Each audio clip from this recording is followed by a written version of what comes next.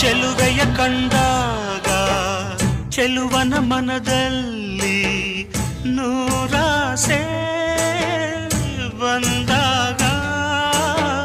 ಚೆಲುವೆಯ ಕಣ್ಣಲ್ಲಿ ಚೆಲುವನು ಮನೆ ಮಾಡಿ ಶಿಲೆಯಂತೆ ನಿಂತಾಗ ಹೂವಾಗಿ ಮನಸ್ಸು ನೂರಾರು ಕನಸು ಬೆರಗಾದರೂ ಒಲವಿಲ್ಲದಲಿ ಒಂದಾದರೂ ಆಗ ಕೇಳದೆ ನಿಮಗೀಗ ದೂರದಲ್ಲಿ ಯಾರೋ